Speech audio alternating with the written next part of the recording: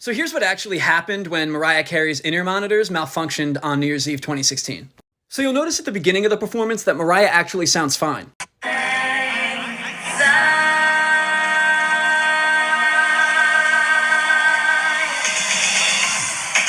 And that's because she's singing a cappella here. There's no backing tracks in the in-ear monitors that she's singing or performing to. But the minute the track kicks in is when we start to see problems. Now this has nothing to do with performing to backing tracks versus having a live band. There's plenty of things that can go wrong either way. So let's see how she responds.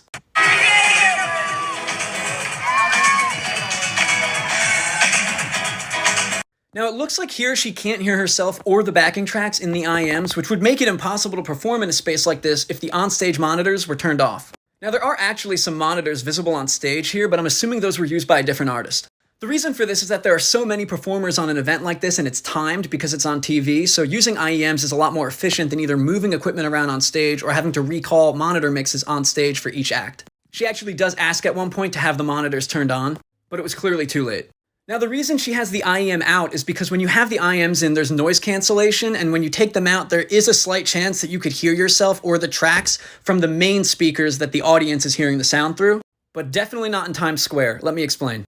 These mains are pointed outward away from the stage, and there's probably a set in each corner of the stage so that all of Times Square can hear the performance. Now, Times Square is almost like a canyon. There's a lot of tall buildings on each side, which means any sound you hear from these on stage is going to be reflected back from the buildings with a delay.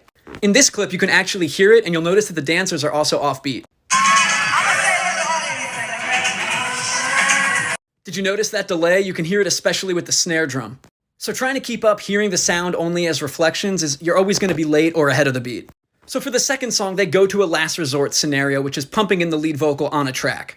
Now there is always a backup, fail-safe lead vocal track running alongside the tracks for any big performance, whether it's in rock or pop, and especially on TV. Obviously, most of the time it's muted, but if like the artist's microphone died on stage or something, they would just turn the lead vocal track on. And Mariah actually totally owns it here. She says this is the album version before she starts the song because she knows the lead vocal track is coming. This is the album version. And then the lip sync is still off. Why? Because of the delay. So yeah, honestly, this is a nightmare scenario. You can't really do anything to make it better. And for all the haters that had bad things to say about Mariah, it's really not her fault. The last thing is in this last clip, you'll notice that she fidgets a lot with the in-ears. I think that's to send a message to the audience that there's something going wrong because let's be honest, this is super embarrassing. Frank Ocean also did the same thing when his IEMs malfunctioned on the Grammys. And as an artist up there, you're vulnerable, you're laying your heart on the line, you're on national TV. I totally understand why you would want to do something to kind of take the attention off of yourself. Like and follow for more.